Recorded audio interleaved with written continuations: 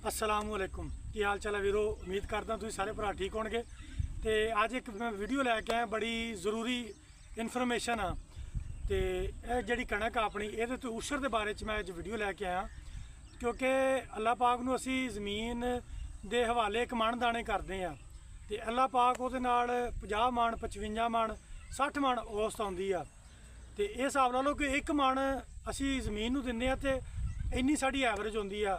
किसी की 49 मण, किसी की 54 मण, एक मण कढ़ के साड़ी इन्नी एवरेज होंदी है। तो यदा उशर देना असी लाजमी आ। साड़ी 100 मण एवरेज आई है ना, तो 95 मण जे नहरी पानी साडा तो वह 20वां हिस्सा उशर बनता। मतलब 20 मण बाद एक मण असी उशर लाजमी देना। तो जे अगर साड़ी 100 मण कणक आ तो वह 5 मण उशर असी देना।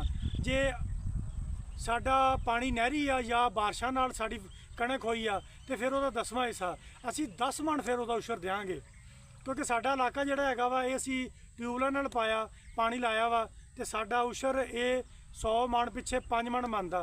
मतलब जे किले की तुहाडी एवरेज आई है 50 मण तो तुहाडा 2.5 मण उशर बनता। जे तुहाडा दुहाड़ा वा उशर उहदे ते भी बनता। जे उहदी 20 मण 22 मण आई आ तो उहदी 1 मण उशर लाजमी बनता।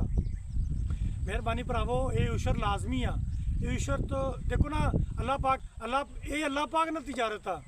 अल्लाह पाक उशर देने का यह नतीजा कि भी साडी फसलों का ख्याल रखता, साडी फसलों नूं बेमौसमी बारिशों तो बचाता रब सोहना। फिर रब सोहना गड़ियां तो बेमौसमी जिहड़े गड़े पैंदे ने इहदे तो बचाउंदा। तो ये उशर लाजमी देना, ये उशर देने का बड़ा फायदा। ये अल्लाह नाल तिजारत हैगी आ। तो ये तुहानूं एक मिसाल दिंदा कि भी एक बंदे की मझ नहीं मिली, वो मौलवी साहब को गया, मौलवी साहब पेड़ा कर दिओ।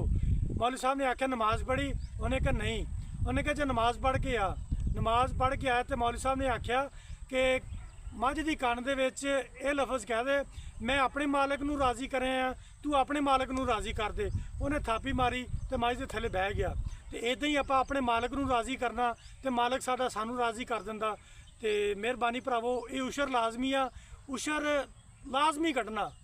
मेहरबानी तुहानूं वंड कढ़ के दसदी आ 20वां हिस्सा जे तुसी बारिशा नाल पली तुहाडी तो फिर तुसी देना वा 19वां हिस्सा। मतलब 100 मण चो तुसी 90 मण तुहाडी 10 मण उशर। अस्सलाम वालेकुम।